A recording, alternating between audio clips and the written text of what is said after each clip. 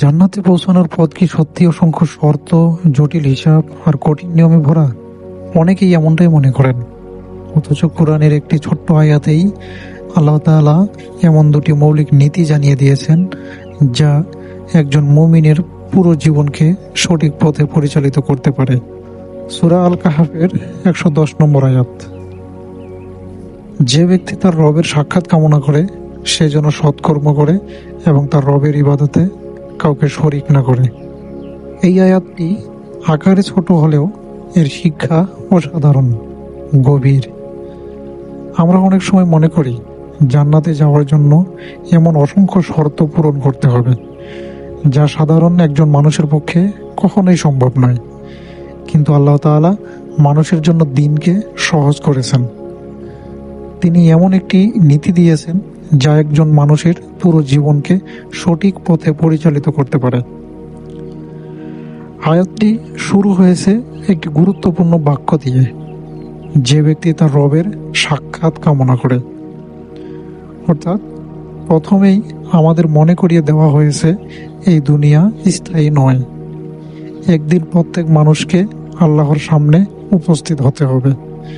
সেই দিনের সফলতাই প্রকৃত সফলতা। পৃথিবীর পথ, সম্পদ, খ্যাতি কিংবা মানুষের প্রশংসা, এসবের কোনোটি কিয়ামতের দিন কাজে আসবে না যদি আল্লাহ সন্তুষ্ট না হন। এরপর আল্লাহ দুটি বিষয়ের কথা বলেছেন।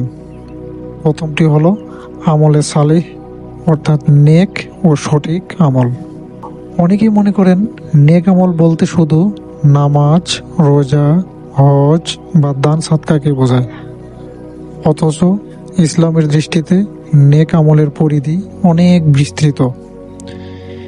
একজন ব্যবসায়ী যদি সততার সঙ্গে ব্যবসা করেন, একজন শিক্ষক যদি নিষ্ঠার সঙ্গে শিক্ষাদান করেন, একজন কর্মচারী যদি দায়িত্বে অবহেলা না করেন, একজন সন্তান যদি বাবা মায়ের সঙ্গে উত্তম আচরণ করেন, এসবও কিন্তু নেক আমলের অন্তর্ভুক্ত। ইসলাম আমাদের শেখায় জীবনের প্রতিটি বৈধ কাজ ইবাদতে পরিণত হতে পারে, যদি তা আল্লাহর নির্দেশনা অনুযায়ী এবং তার সন্তুষ্টির উদ্দেশ্যে করা হয়। একজন মানুষ হয়তো প্রতিদিন অল্প ইবাদত করেন, কিন্তু তিনি কারো হক নষ্ট করেন না, মিথ্যা বলেন না, প্রতারণা করেন না, মানুষের উপকার করার চেষ্টা করেন। এই চরিত্রও ইসলামের দৃষ্টিতে অত্যন্ত মূল্যবান। তবে এখানে একটি বিষয় মনে রাখা জরুরি, শুধু কাজ ভালো হলেই হবে না, সেই কাজটি হতে হবে আল্লাহ ও তার রসুল সাল্লাল্লাহু আলাইহি ওয়াসাল্লাম এর নির্দেশনা অনুযায়ী। কারণ মানুষ নিজের ইচ্ছা মতো কোনো কাজকে ইবাদত বানিয়ে নিতে পারে না। যে আমল শরীয়তের সঙ্গে সামঞ্জস্যপূর্ণ, সেটি আমলে সালেহ, অর্থাৎ নেক আমল। এরপর আল্লাহ দ্বিতীয় শর্তটি উল্লেখ করেছেন, আর সেটি হলো ইখলাস। ইখলাস শব্দটির অর্থ হলো কাজের উদ্দেশ্যকে একমাত্র আল্লাহর জন্য বিশুদ্ধ রাখা। একটি কাজ বাইরে থেকে যতই সুন্দর হোক, যদি তার ভেতরের মানুষের প্রশংসা পাওয়ার আকাঙ্ক্ষা থাকে, তাহলে সেই আমলের প্রকৃত মূল্য নষ্ট হয়ে যেতে পারে।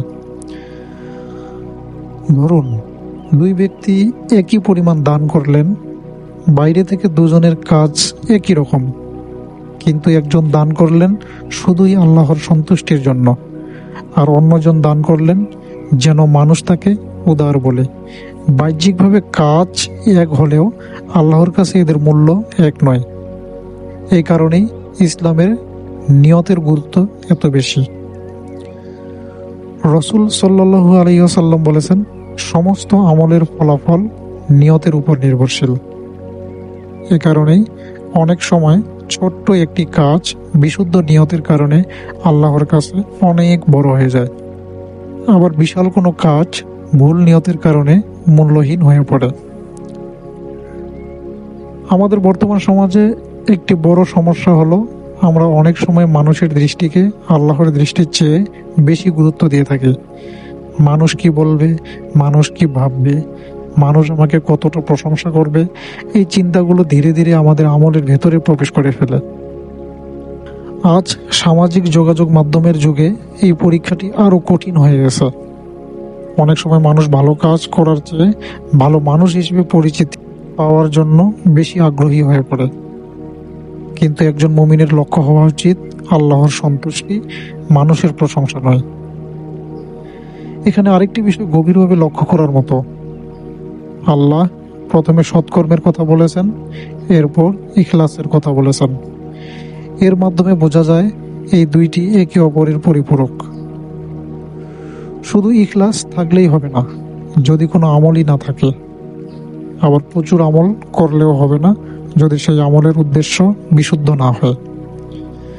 যেমন একটি পাখি দুই ডানা ছাড়া উড়তে পারে না, তেমনি একজন মুমিনও সৎকর্ম ও ইখলাস এই দুইটি ছাড়া সফল হতে পারে না।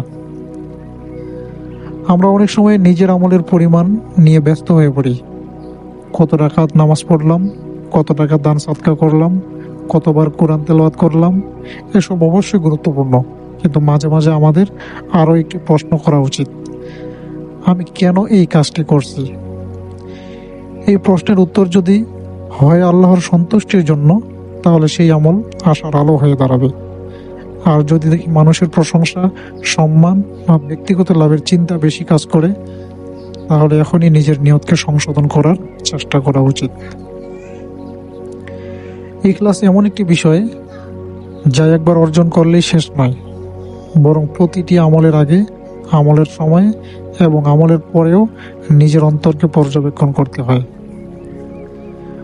অনেক আলেম বলেছেন, নিয়তকে বিশুদ্ধ রাখা অনেক সময় আমল করার চেয়েও কঠিন, কারণ শয়তান মানুষের নিয়তকে নষ্ট করার জন্য বিভিন্নভাবে চেষ্টা করে।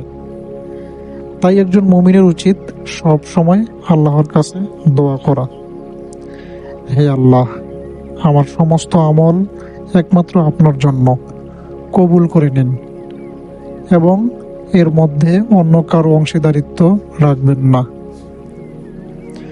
জান্নাতের পথকে আমরা অনেক সময় নিজেরাই কঠিন বানিয়ে ফেলি, অথচ আল্লাহ আমাদের জন্য মূলনীতি স্পষ্ট করে দিয়েছেন। তুমি এমন কাজ করো যা আল্লাহর কাছে গ্রহণযোগ্য, আর যেই কাজটি করো শুধুমাত্র তার সন্তুষ্টির জন্যই করো। এই দুইটি বিষয় যদি একজন মানুষের জীবনে প্রতিষ্ঠিত হয়ে যায়, তাহলে তার প্রতিটি দিন, প্রতিটি কথা, প্রতিটি দায়িত্ব এবং প্রতিটি ইবাদত ধীরে ধীরে আল্লাহর নৈকট্যের মাধ্যম হয়ে উঠবে। তাই আজ থেকেই একটি ছোট্ট অভ্যাস গড়ে তুলুন।